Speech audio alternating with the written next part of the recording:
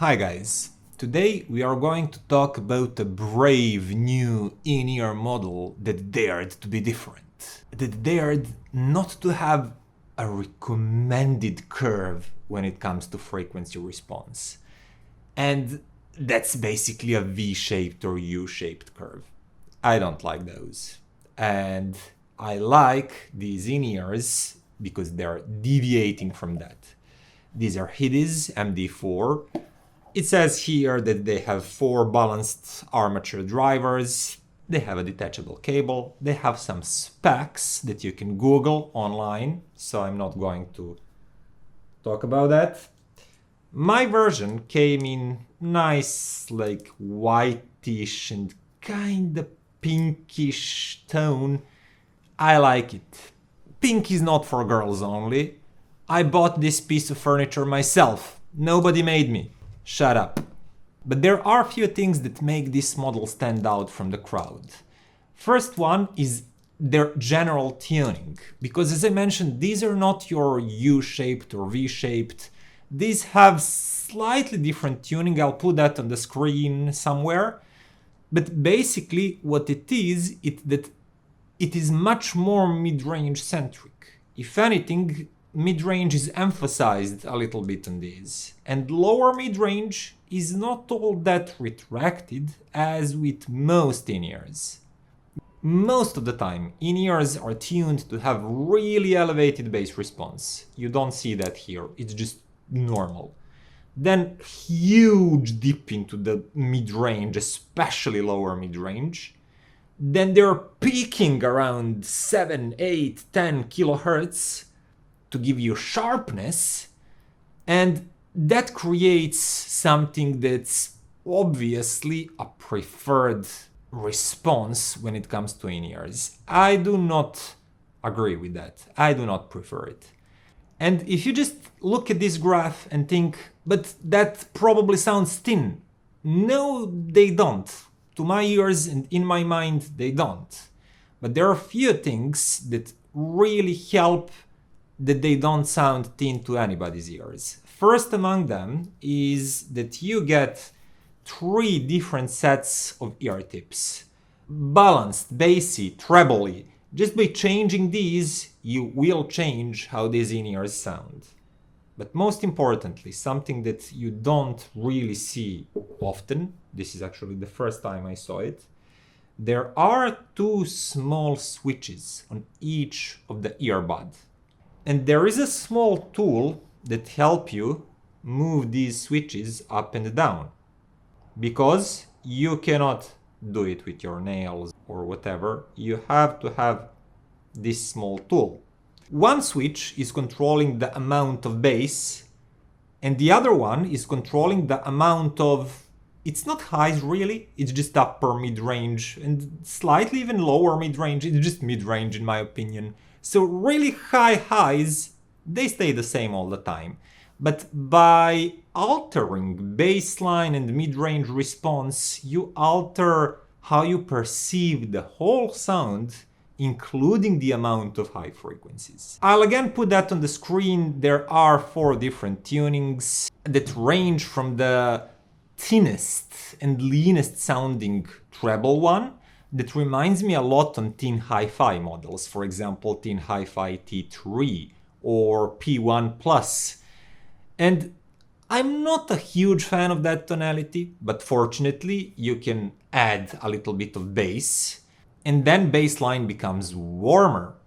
That's only bass switch turned up, and there's more body and more solidity to the bassline, but you still get those detailed and clean highs. Then if you elevate the second switch, you basically elevate mid-range. And what that does to the sound is that when both bass and mid-range and mid-bass are elevated, all 3 of them actually, highs seem like they're toned down and not as prominent. So the whole sound becomes warmer, fuller, and in my opinion, lusher. But you do lose a little bit of air and that textury feeling that emphasis on highs brings to the table. But with that, I have to say that after longer listening, and especially listening to natural acoustic instruments and human voices, not just some electronic music or something, I actually preferred warm tuning with balanced ear tips, and that sounded really full and warm and lush and just natural, the way I haven't heard in-ears sounding for a long time. One of the first in-ears that I've ever reviewed for this channel long time ago, they were called Senfer DT6. I loved these because of that full, rich tonality and rich lower mid-range. But so many models are tuned to be V-shaped because that's obviously preferred by many, that most in-ears nowadays on the market simply sound thinned out in the mid-range, and they don't have full vocals, and they sound artificially sharpened. But then they counter that with emphasized bass, so you have boo boo bass and then highs without real core and tone body. For example, I really like listening good female vocals, ranging from oldies like Aretha Franklin, Ella, Billie Holiday, to some current ones like Norah Jones, for example. All of these singers, they do have beautiful sandy vocals with lots of texture, but they also have body. When they sing, you should hear that there is a chamber, there is chest behind that vocal. But strongly V-shaped or U-shaped in-ears will emphasize that texture and deplete the body.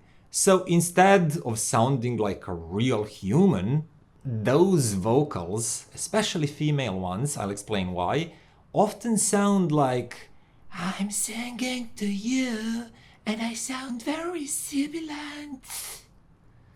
Because of that, presence region is elevated and low mid-range where essence of a body is depleted.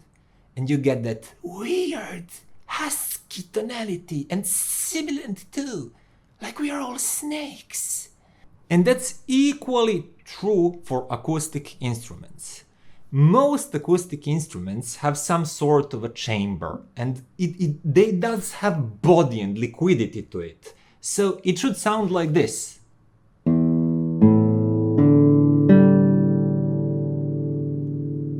Hear how much, still going, of a tone decay, tone body and chamber you should hear, and not something like... That's just scratching. Those are scratchy noises that come from that sharpened presence region. In reality, nothing sounds that sharp and that scratchy. It's full-bodied and liquidy. So that goes for vocals, but for instruments too. And I'm so sick and tired of listening about preferred curve and experts tuning my in-ears to preferred tonality. Okay, maybe it's preferred by most. I don't know. Statistics don't lie, usually, unless you're a pharmaceutical company. But I do not prefer that. And these in-ears have more of that true natural mid-range fullness and liquidity and body than almost any, probably any in-ear that I've heard up to 250 maybe, something like that. And here I'll get into comparisons quickly. For example, if you get something that was really praised, like 7 Hz Timeless, those are planars that are really detailed, really airy sounding. They dig so much information, but they are tilted towards higher frequencies. Bassline is quick, nimble, textury, and mid-range fullness and core is lacking. And To my ears, that sounds artificial, like I've just explained. These sound much more natural to my ears, and I could listen to them for longer. Female vocals, like I mentioned, guitars, and all acoustic instruments that have some sort of chamber and body and resonance sound more natural through these. Then, for example, Hiby Lasya or something like that I reviewed recently. Good, detailed, punchy, lively sounding in-ears. When I compared them directly to MD4, they sound like I've just explained. Vocals are more depleted of their body and more snaky. It's like, hi guys! And same goes for instruments, strings, and basically anything. Moondrop Kato. I like those. I like that tuning because it's very bassy. It sounds full, it sounds lush, but it does have kinda depleted mid-range. You don't notice it that much because highs are not as sharp and emphasized and artificially enhanced as with many other in-ears. So you basically do get a really smooth, nice full tonality with vocals that are pulling away farther from you. They sound like coming from a deep, maybe a little bit shouty even.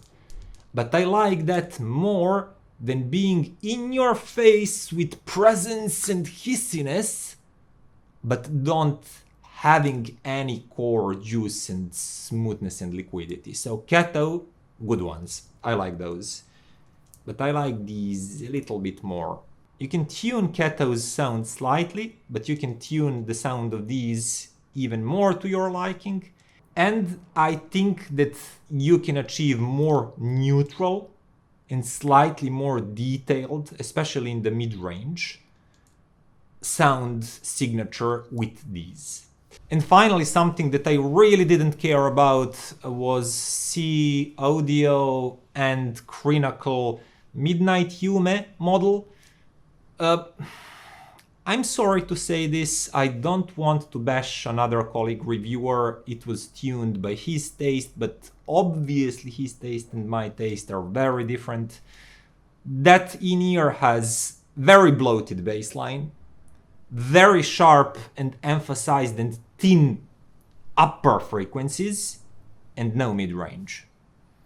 I don't want to get into that imitation of female vocals and guitar presentation, but those in-ears have all of these problems.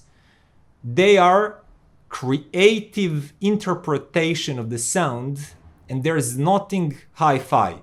Hi-fi meaning high fidelity, and that kind of tuning doesn't really care about the source or about how natural sounds and tones in reality around you sound.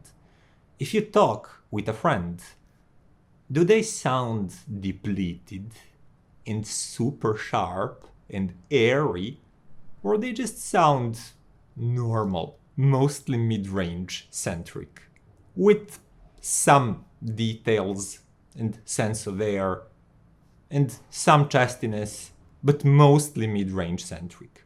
And anyways, that's just my opinion, of course. I respect all other opinions. If you disagree with me, basically you have a bad taste and you listen to a crappy music and you know nothing. I'm right, you're wrong. But I still respect your opinion. It's perfectly fine to prefer something and to just like some sort of spice, may it be by addition or by depletion. But for me, these MD4 are really brave and bold model that broke out of that enchanted circle where everybody is saying that in-ears have to follow some sort of Harman curve or Crinacle curve, or I don't know, everybody's having their target curves nowadays. And I mostly disagree with most of them. I guess I should make my own target curve. I guess we don't have enough of those. But the point is, I like these. These are objectively good sounding in-ears. They layer as well as any in-ear of this price. They separate instruments as well as any in-ear of this price.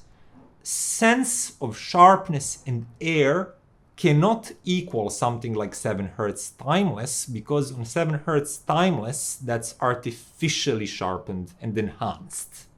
If you get more body and fuller, lusher tone, your attention doesn't go to these small tiny details anymore, and that's just a nature of our hearing and our perception. But this is much more pleasant for longer listening, in my opinion again, and it doesn't really lack anything. Clarity, speed, dynamics, liveliness, everything is there. If you want a little bit more bass, you can pop that switch up. If you want a little bit more treble, just pull both of these down. Choose different ear tips, and you can alter things a lot, but all of these are fine tunings. What you will not get from this model is something with a crazy bass oomph and sub-bass oomph. These just don't have that. Again, if you want some crazy extended and prominent highs that will create light and air and so much texture, these are not actually that. These are neutral sounding in-ears that actually sound more neutral and more balanced and smoother than their frequency response graph would suggest. Just by looking at that one, I would say these will sound brighter and peskier, more sibilant, because there is that mid-range presence happening, but they do not sound like that, especially when I flip both switches up. I like that tuning. It's very full, very lush.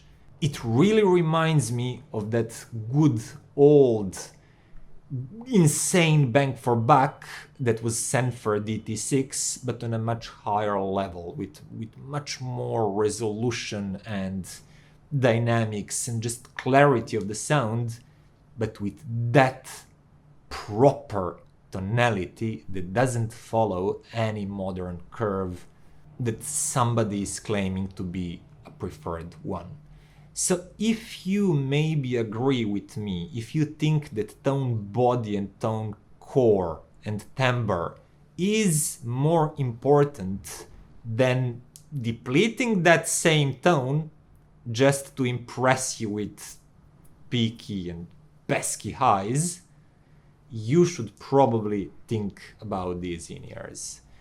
And if you disagree with me, by all means continue to buy your stupid U-shaped and V-shaped models and enjoy using them. That would be all for today, guys, and see you next time.